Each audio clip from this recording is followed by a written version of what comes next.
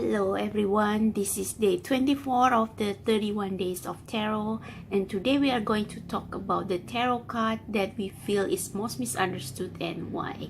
So I have three tarot cards here that I want to discuss in this topic, and they are neither death nor the tower, because even though the death and tower are often dubbed as the tarot cards that people often misunderstand, I think whether it's positive or negative, death is still death, even though it's not literal death, and tower is still about destruction. And yeah, I mean, in a sense they are still unpleasant, and I think people are not too far off in their understanding of these two cards in that term. So these are the cards that I feel most people are overlook. I mean, their basic meanings are kind of have negative connotation, and so people often view them as negative or undesirable cards. But I think it's not always the case, and I will try to explain why as concisely as possible. So the first one is the Seven of Swords.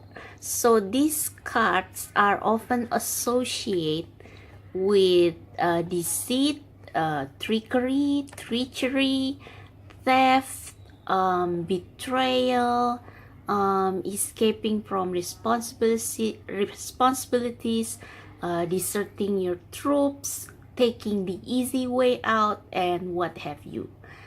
So the general understanding of this card, both in tarot community and lay people, are generally negative. Excuse me. So yeah, so they are often associated with undesirable characteristic or behavior. So like this direct representation of the Rider-Waite-Smith Seven of Swords. So this is about dishonest action that is eventually discovered. I mean, it's like implying that no dishonest action will leave unpunished, or yes, or will leave without karma. And similarly, this one also has the air of theft and treachery, and about cowardice and taking the easy way out. And speaking of cowardice, I think this is the harshest representation of the Seven of Swords, because this is cowardice in the most extreme. So as you can see, the shepherd here selfishly leaves his flock behind to be eaten, to be destroyed by the wolf here. Because, so you see the staff here, so even though he has swords, he actually can kill the wolf, but he runs away instead. And the angels here horribly look. So this is, I think, the most judging Seven of Swords card, if I ever see one. And this is what I want to discuss, that Seven of Swords is not always this bad. It's not always about cowardice, which I have issue on. It's not always about theft and about treachery. Yes, it means taking the easy way out. It means doing something behind people's back, but it's not always a betrayal of sort, like most deck portray them. So I think there is a more neutral representation of this card, which is from the Everyday Witch Tarot. And if you can see there, this witch here, you don't get the feeling of malice like in this one, or selfish cowardice like this one. You don't get the air of that here, and instead you see that this person looks fearful and hesitant, and she is kind of considering whether she is doing the right thing and whether she should take the source. So I believe in the guidebook for the Everyday Witch Tarot, which unfortunately I don't have with me here, I think there is a mention about questioning the motive of this witch. What propels her to steal away from this house? Is it because is her motive positive to help people, or is it negative? I mean, you can have 1,000 different scenario from here. You can feel like maybe she is being mistreated, that's why she runs away. Maybe she wants to help someone because staying in this house prevents her from doing something in her own way. So I think there is a lot of layers beneath the popular meaning of the Seven of Swords, and that is finding your own way, going solo in a sense. So I think sometimes this can also apply in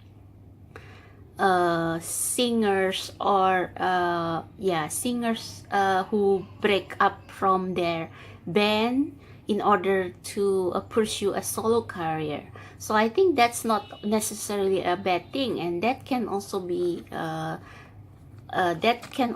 representation of the Seven of Swords.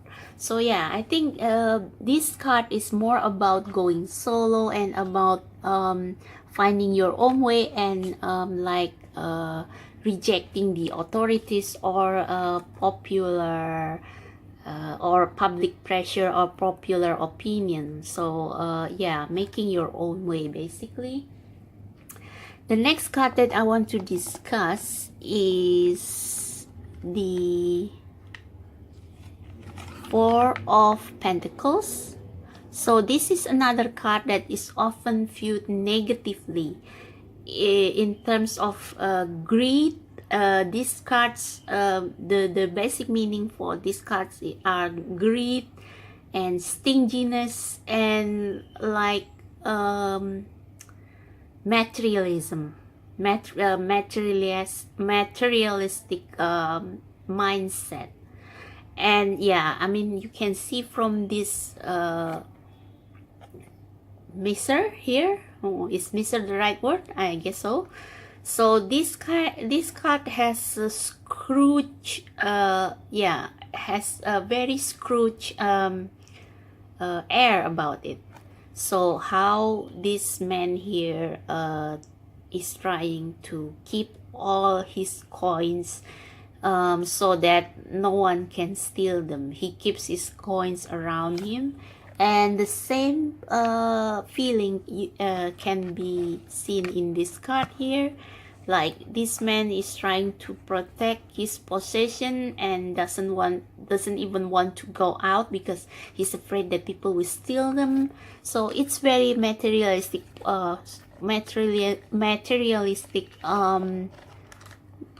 card. But I think one meaning of this card that is often overlooked even in the tarot community is about conserving energy, about saving your energy, about not spending money for things that maybe are not very useful, so that you can save for the future. Or maybe it's about saving your energy, so not doing things that are not wasting your energies on activities that are unimportant. So I guess it's not always negative, this card, same as with the Seven of Swords. And lastly, the card that I want to discuss is the Devil card. Now this Devil card is almost always portrayed as satanic influence. So with the exception of maybe in some decks, I have this triple goddess tarot deck that depicts the Devil card quite differently, but unfortunately I don't have it with me here. But anyway, yeah, the Devil card is always seen like as being as slavery, as being enslaved and being tied or bound with by your desire, or by your by your addiction, or by your sexual desire or whatever. So being bound by your earthly pleasures, or by your earthly nature. So like this Devil card here,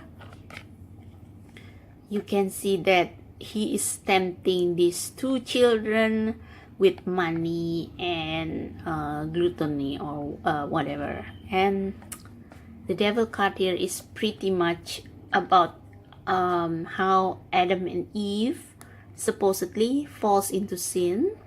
So they are being tempted by power, by potential mega knowledge, by desire for power, and they suffer as a result. They see their nakedness and whatever.